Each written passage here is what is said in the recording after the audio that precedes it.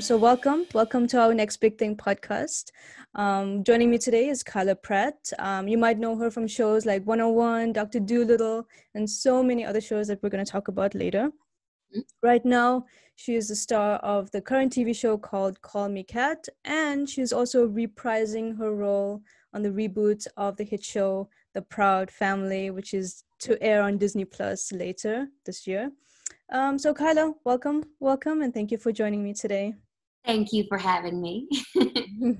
So, I guess we'll get started with your career. You started out in LA as a young child, and primarily you wanted to be an actor because of your mom. Your mom was an actress. What did you see in your mom that you felt like, okay, I want to do what she's doing right now?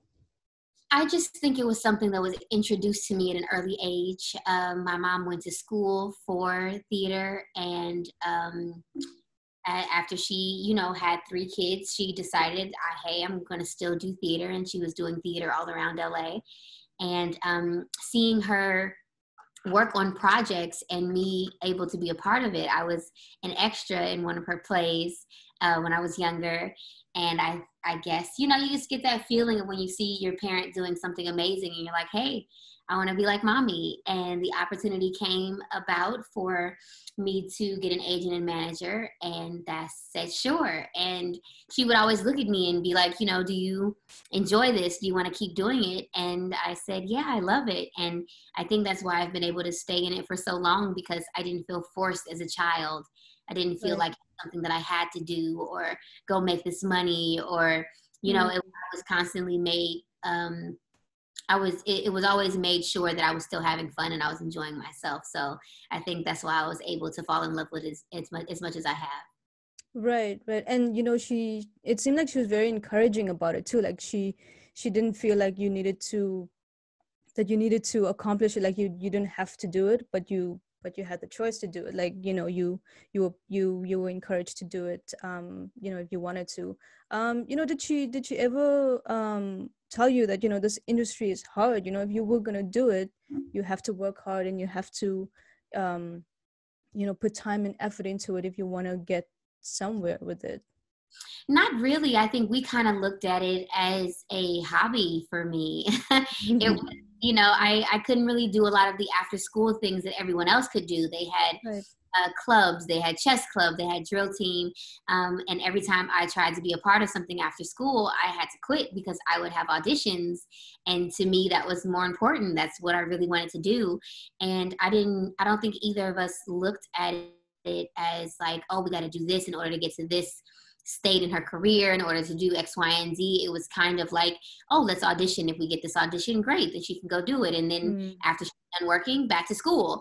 I still lived in my mind a pretty normal childhood as far as, being in regular school and having to do homework and making sure chores were done. And, I think I've always just been taught, to watch my back in any situation. In any career, you're going to have to work hard. Whatever you do, just try to be the best you can, the best version of you. And so I didn't really feel any pressure as a kid. I think I started feeling pressure maybe as an adult when I got older. And it was kind of like, hey, this is a career. I have to change my mind frame on how I'm, handling all of this. But but as a kid, it was fun for me. It was something that I got to do as like a reward for doing good in school. Like, yay. Right.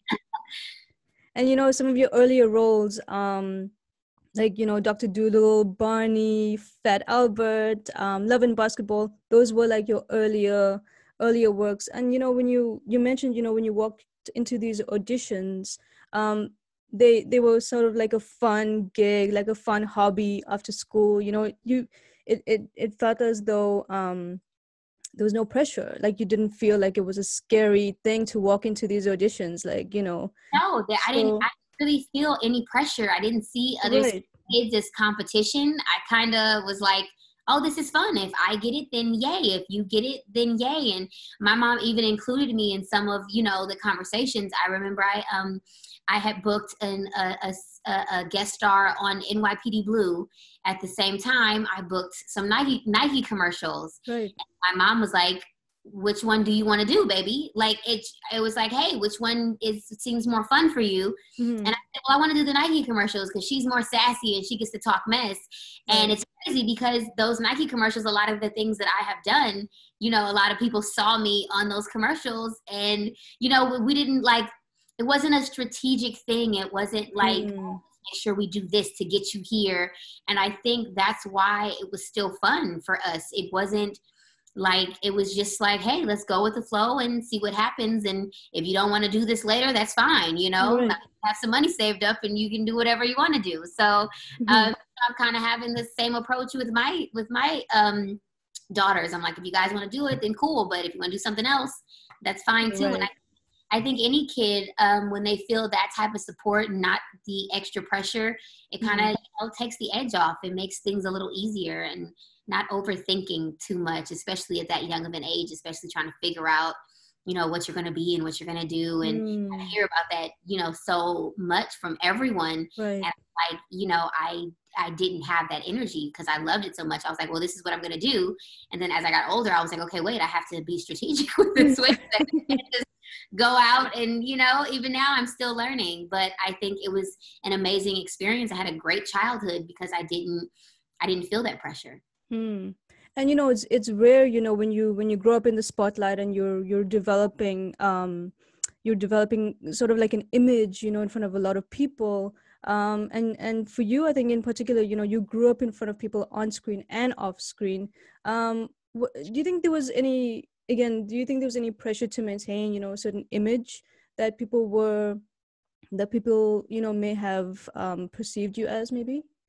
I think I felt a little pressure as I was getting older because I didn't realize that I had this image. Right. I didn't realize to me, it was like my mom always taught me, you know, be respectful of your elders and, you know, you just carry yourself a certain way. You be professional when you're working and, you know, handle your business.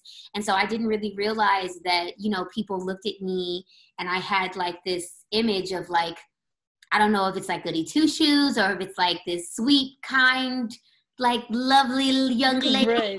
Like I, you know, am that, but that's not all of me. I didn't realize I had this image, I think, until I got older, and I was having my first child, and people were just like, what? Like, what do you mean she's having a kid? And who is she with? And who is this man? And what's his image? And I'm like, what? Like, oh, you guys thought, like, no. I need to calm down a little bit. I am a person. I let you see what I want you to see. But yeah, for a minute I did, you know, I've always heard random things where people are like, oh, you know, keep this going, or I'm so proud because you're being this person to us. And I say, but I need people to understand that I'm an actress. Like I'm an actress and I'm here to tell stories that are not my own. And that doesn't necessarily mean that they're always going to be cookie cutter singing, dancing in the rain. Like it's not what I mean. And if I've done a couple of projects in my recent years that, you know, were a little more dark and a little more, you know, and they were fun for me because, not fun for me, but it was exciting for me because I got to dig deeper than normal, and I got to research certain things. And I feel like every person's story should have an opportunity to be told, and it doesn't have to be in one particular genre or one particular way. And I told people recently, I'm like, look, my kids, they have a lot of stuff that they can watch with me if they'd like to watch it. And if mommy does something else, then they can watch it when they get older. Like, you know, you know, mommy only does things when she feels comfortable and when she feels ready, and no one can make me feel any type of way about it afterwards, you know? So it is what it is. And, you know, you just, you know, you said that you didn't feel any pressure, you know, when you were young, but, you know, only when you started to get older, you started to feel a little bit of pressure. how, how did you deal with those insecurities as a 17 or 18-year-old in the industry? Like how did you overcome those? It's crazy because at 17, 18, I don't think I really, I don't think I've really dealt with that until I got into my 20s. Mm-hmm. I was, at that age, I was, working. I was on a sitcom. I was doing a cartoon. I really didn't have time to think about questioning myself. Right. It was like, oh, I get to work. I get to do something that I love. I think those things started happening maybe around the time that my life was changing, which is, having kids and Mm-hmm. doing something different. And I think it was mainly because it was out of my normal. It was Right. putting a lot of pressure on myself, trying to understand balancing, being, having an at-home life and having a work life. And, you hear about it all the time, women having to deal with the stress of figuring it out and balancing it all. Mm-hmm. And I think I put that stress on myself before I even was in that position to have Wow. to worry about it. I started thinking Right. about it early, like, wait, so I have these kids, I have to be everything, I have to be there for them. But then, my dreams and this and that. And so I, try to tell everybody, like, you can do it all. You're gonna be tired as hell doing it. Mm-hmm. But you can do it all. And I think, just going through that time in my life where, like, your body is changing and all Mm-hmm. these different things are going on and you're constantly questioning everything that you have that's happening, or what are you going to do next. And it was just a weird time because it's change, and Right. understanding the only thing constant in this world is change, and just embracing it and going with the flow, and Mm. understanding that, things are not, it's good to be uncomfortable, because that Right. means you're preparing yourself for what's next. And yeah, so I think realizing that finally now I'm chill. And you talk about going with the flow, and going with the flow is, it also means embracing rejection, I think.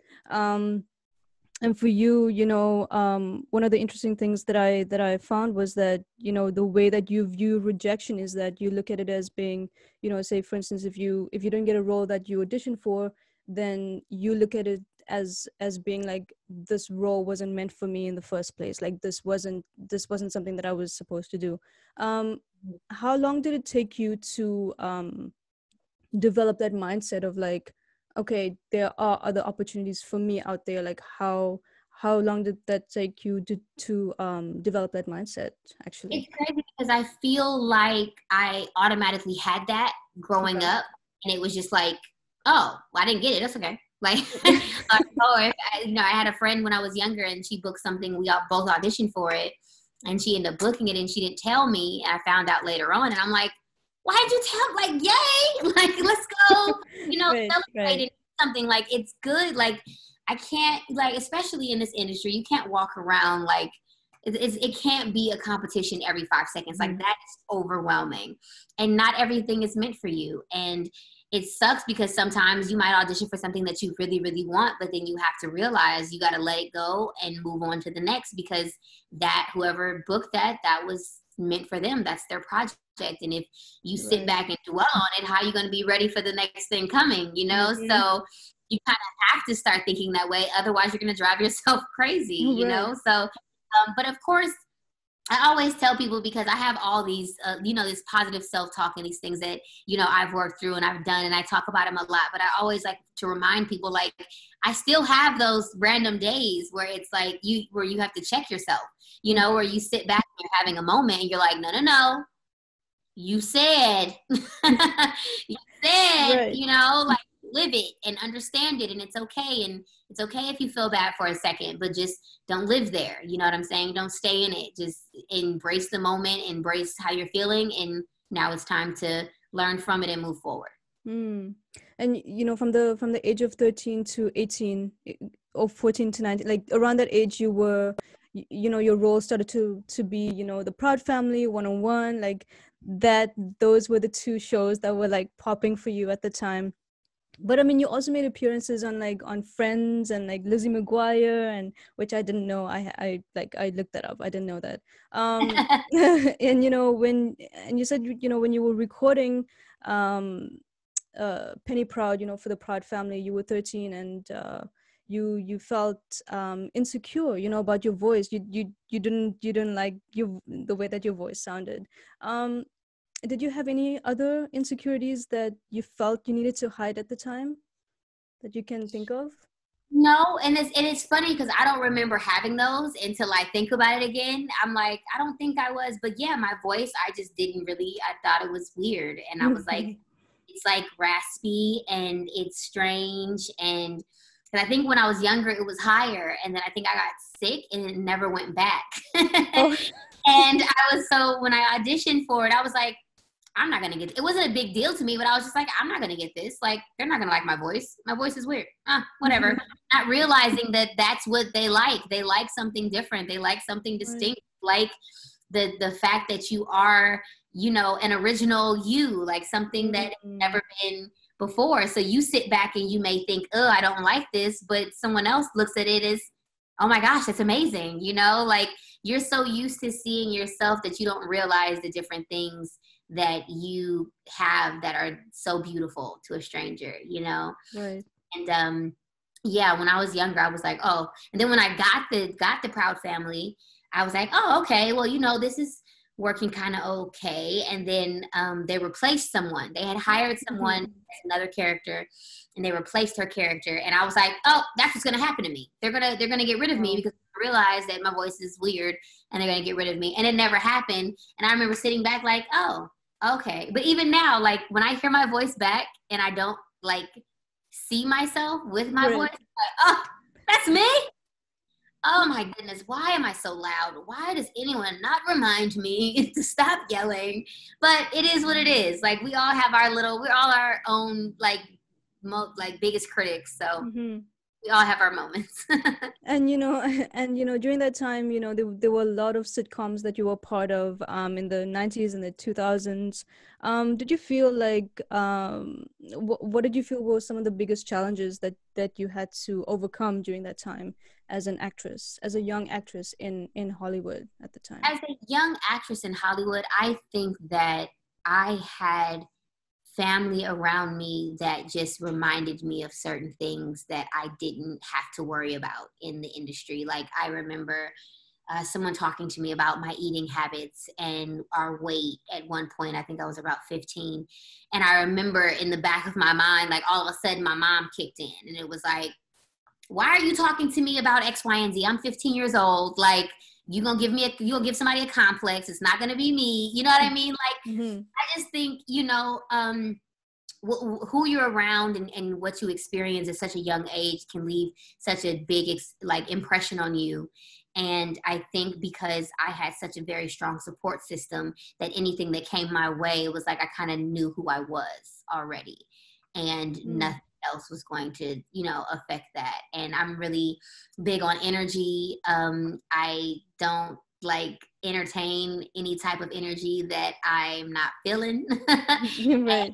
Whenever I do entertain it, it's always a lesson of me at the end saying, see, you knew that wasn't good energy. You knew it. And you try Mm-hmm. to go against it and see what happens when you just ignore your feelings.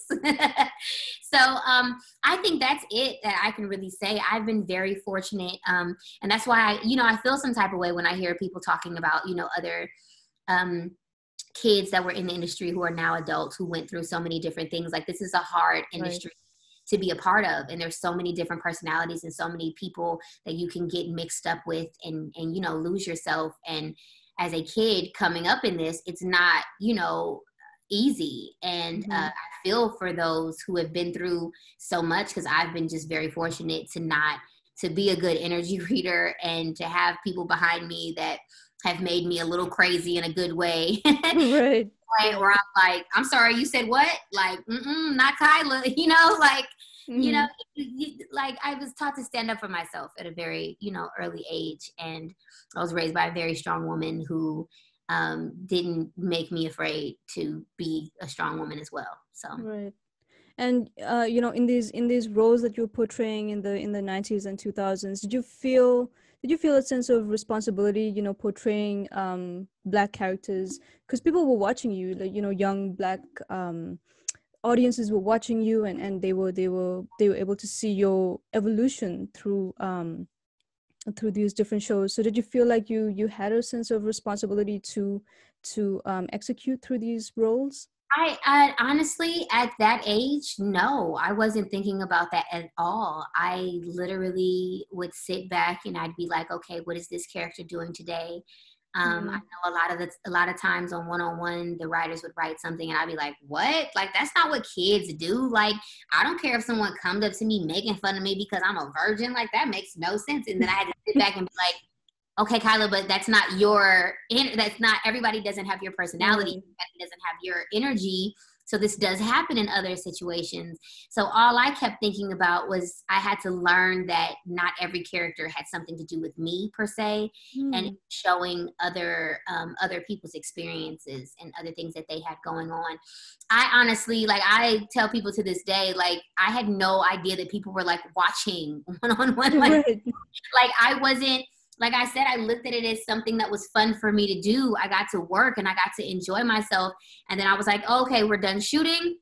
Now I'm going to go hang out with my family. Then I'm going to hang out with my friends. I'll see you guys later. And then all of a sudden it'd be like an interview or an announcement. It's like, you guys are the top show on so-and-so night. And I'm like, wait, people are watching this? Like, I didn't, Right. like, I didn't have that energy. I wasn't taught that energy of like, oh, people are watching what I'm doing and Mm.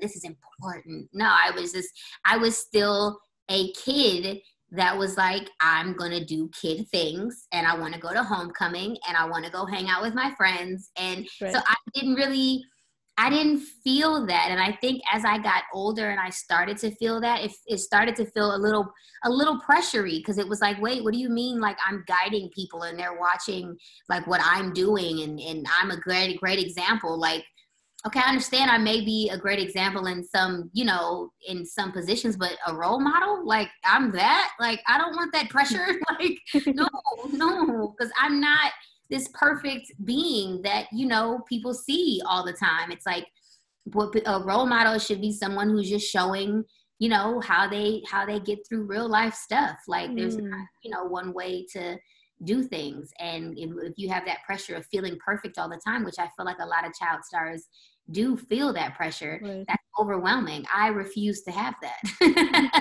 I refuse. All I know is my babies are watching me and they see me do amazing things, and they see me on days where I don't feel amazing. And then we have conversations of, mommy has days too. And that's why it's okay if you have a sad day. And, Aw.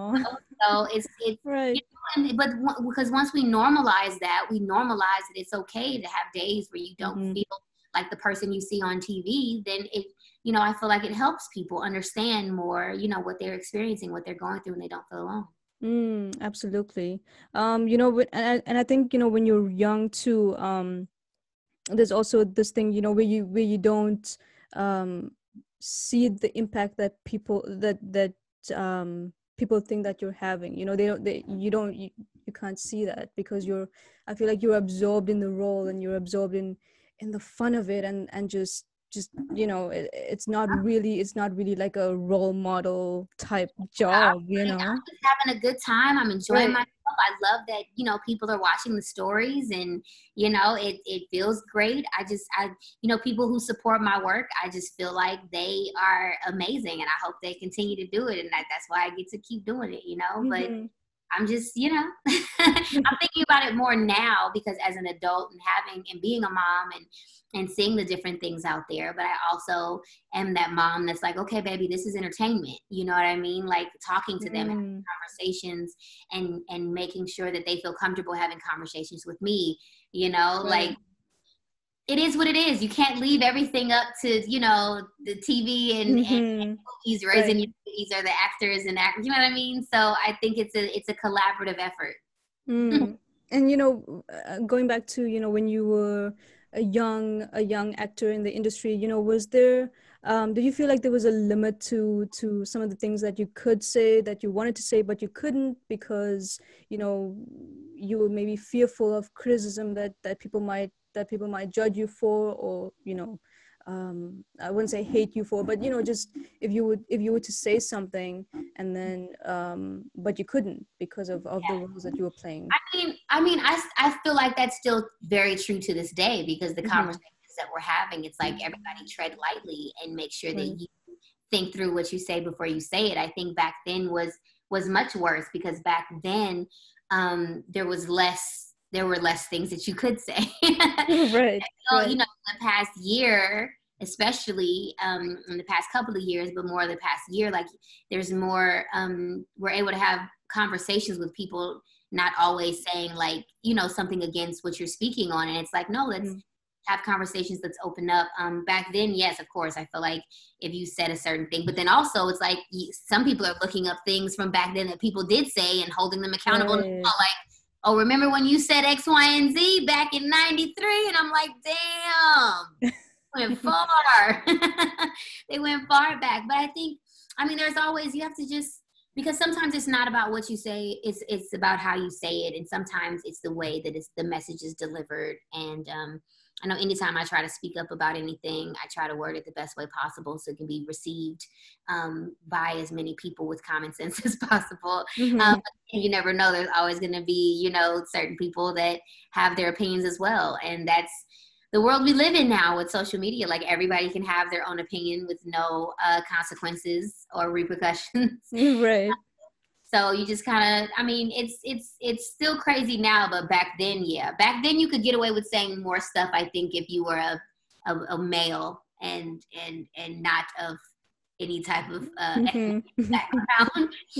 But now some of those things are coming back to bite them in the ass. But Mhm.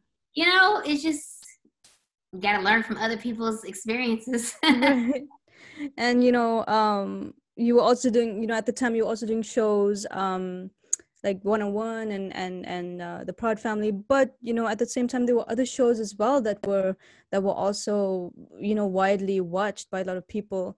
And I think when you're a young actor, it's easy to compare yourself to other actresses that are in the industry as well, that seem to be better, or seem to be accomplishing more. How did you deal with that inner critic all the time, that when you were watching, if you were watching other shows, how did you deal with that inner voice that was saying, okay, I'm doing my own thing, but I don't want to compare myself to other actresses? That's difficult because I feel like, I honestly feel like the only time I start comparing myself to anybody is when I'm not doing what I know I'm supposed to be doing. Hmm. And that's just simple things like making sure certain things are in order, making sure that I'm not eating horribly, making sure, I'm on top of my fitness, I'm on top of, things that I need to be on top of. I'm in my writing and my reading. If BSing and not doing the things that I'm supposed to be doing, then that's when I feel like insecurities start coming out. And Hmm. that's when I might, be like, start to compare something when I'm in a moment. And then I have to sit back and remind myself that there's only one me. There's no comparison. There's Right. no way, there's no reason to compare yourself to someone else. Like we all have something different. We all bring something different to the table. And then that's why you have to try to develop that in this industry, because you're not going to book every role that you get. You're Mm-hmm. going to see someone who's more in shape than you, or more focused in certain ways, and or something that was just written for them, and Right. right. And you kind of have to look at certain things like, okay, I didn't go out for that. I don't know why I didn't go out for that, but I liked it. Like, let me see what they did there. Let me learn from what happened here. From this story, what did I take from this story? What did I like about this story? And that helps Mm-hmm. you. That helps you be more creative. You're going to stifle yourself creatively if you are constantly focused on what everyone else is doing and you're looking at it as a Right. competition. But if you look at it as an inspiration, then you have to switch up how you look at things. And Mm. I think the only time, which I don't do often, but when I catch myself doing it, is like, oh, because you're not on top of your stuff, Kyla. You need to get it together. You need to get up in the morning and do that workout that you've been saying you're going to do. You need to, make sure that you're having nutrients. Make sure you're eating things that are good for your body and not just something that tastes good for the moment. Like you have to focus. Make sure that you're taking care of you, and Mm. no one else can compare in any type of way. There's only one you. Right. And I feel like, you come off as this person who's full of positivity, and you're always looking for the bright side of things, and you're always trying to, build, a positive spin on any situation. Um, and do you think there's this pressure to constantly keep up that positivity in the in this industry? Because I feel like if you're in this industry, it's filled with rejection, it's filled with chaos, it's filled with so many things um that can let you develop this negative mindset. So for you, is there like this pressure to maintain this positivity all the time? I don't think it's I wouldn't say pressure, but I feel like it's something that is just a part of me that I've made, that I like, I have to do. Like I feel like we're all human beings, and we all get those moments when we're feeling down, no matter what industry we're Right. in. And the one that I'm in is very intense. And if I don't remind myself that, I'm a normal person with an extraordinary job. Like, I absolutely love what I do for a living, but I don't, I can't allow that to affect the things that are most important to me, and the people who are around me that love me well after I'm gone, and my kids and their energy, them feeling my energy is so important to me. So I can't let something over here affect my energy so much that I'm down and out and not feeling great, and Mm, gonna leak on. I feel like it would leak onto them. You know what I mean? Like, I right. just want to make sure that I give them the energy that I'm giving off. You know what I mean? Like, I just want.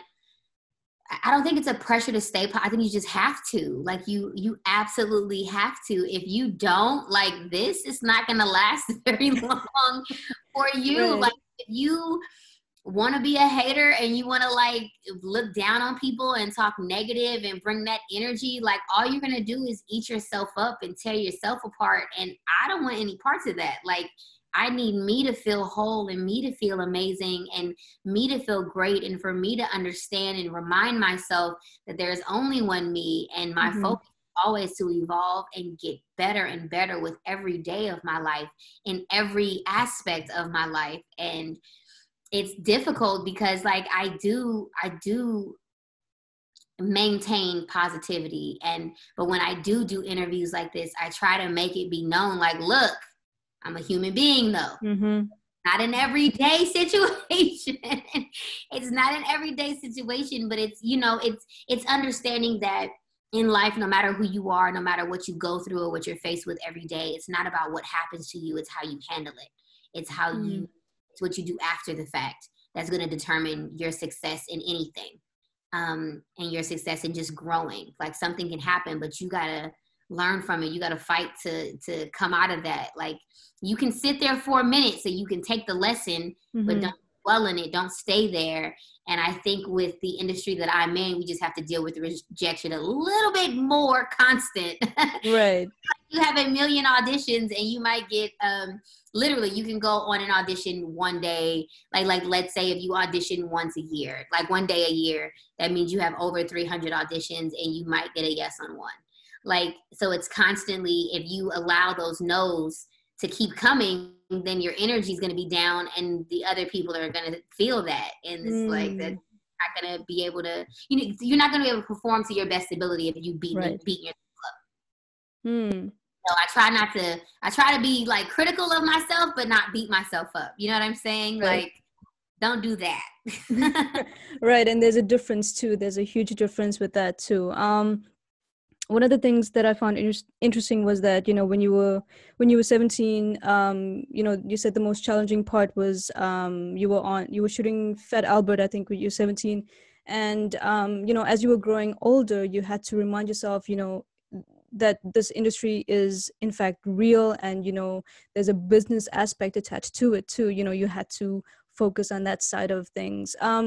When did you realize, you had to that you had to now establish boundaries between what was considered, your personal life and then your professional life? Like, how did you when did you realize you had to establish boundaries That's within hard. that? because I want to say at that time I recognized that I needed to think of it as a business and not as a hobby, but I don't know if I put it into action until I got a little bit older. I think it was still like, oh, this is fun. I don't know about all this stuff you guys are talking about, business, blah, blah, blah. Okay, you guys handle it. I'll go over here. And, I don't think I put it into action as soon as I should have. But it's been hard to balance it with like the new age social media stuff. Because I would look at social media as like part of my job now. Like, oh, I have to post and I have to do all these different things. Right. But then I like the balance of keeping things private and sharing a little bit. I like the balance of everything. I don't want everybody in my entire life. Like, I think, and I started dealing with that when I had my first daughter. And it was hard for me because I'm like, wait, I'm a mom all day, every day. Like, I'm not working right now. Like, all I want to post is her. But then I sat back and I'm like, but I don't want everybody to have all of my memories. Like, I don't want everybody to have everything that I have, So, I mean, it's different things for everybody. Some people keep their, personal life and their kids out of the spotlight as much as possible. And some people share everything. And it's like, you kind of have to figure out what's good for you and what you can maintain. And I think for me to not overthink things, I just randomly post my family or about different things, or I'll talk about my relationship when I feel comfortable. And if I don't, I have no problem telling somebody that's none of your business. And then people used to be like, well, you signed up for this. And I'm like, no, I didn't. I started this when I was 7. And that was back then. It was all about the acting. It was all about the projects. It was all about making characters come to life. And then now we have, a society that's so interested in everything you have going on. And it's like, I thank you. I appreciate it. But some things are meant for me. And some things are overwhelming when you let the world into your everything. And I'm cool. And it's interesting because when you started your career, there was no social media at all. And luckily, as as a teenager, there was no social media. And when social media started to come about, how how did you navigate that platform? Like, how did you start to slowly post stuff? Maybe you mentioned this earlier, but how did you manage to post stuff and like not post everything all at once, or like not share as many things as possible, because it's people wanted to know what's going on in your life. Yes. I mean, I'm a big overthinker, and I think that every time I thought about posting something, I'd be like, nope, because this is forever. And as soon as you post it, that person can take it and it's gone. I can delete it and it doesn't matter. Somebody else has it. Like, now they have pictures of my kids and my this and my that. And I was overthinking, a lot. And I remember my man telling me, like, well, you have to focus on it for a business perspective. You have to put things out there. So it has been great as far as, there'll be moments when I'm not working and, people can still contact and be like, oh my goodness, what is she up to now? What is she up going on? And it keeps me interested in everything that you have going on business wise. So like I said, it's finding a balance. It's finding a balance, because sometimes I'll have a video of my kid or one of my kids and be like, I have to post this. Like, this is the cutest thing ever. I love it. Like, I can share a little bit, because I also didn't want to feel like I was, putting a cover over their head to take them to school. You know what I'm saying? Because that can be traumatizing in a different way, So it's all about finding the balance and having boundaries and deciding what you want to do and what you don't want to do. I know my oldest has started acting, and at first I was like, no, I don't want her acting. No, I want her to do something else. And then her dad was like, but she wants to be like mommy. She sees you doing X, Y, and Z. And he's an artist as well. So it's like our kids are, that's what they see us doing. So I kind of had to develop a thing where it was like, okay, well, I'm just going to support, anything that they want to do, and then guide them throughout the process. That's all you can really do. And it's all about balance. It's all about finding the balance. I don't want to be overwhelmed with anything extra. Right. And you say that you empathize with young actors who in the industry, who now face criticism on social media because they're in certain movies or certain TV shows. How and you said your child is now in, like, he wants to be an actor. Like, So how do you advise that on social media if they want to use social media as a platform? Young actors, if they want to use that.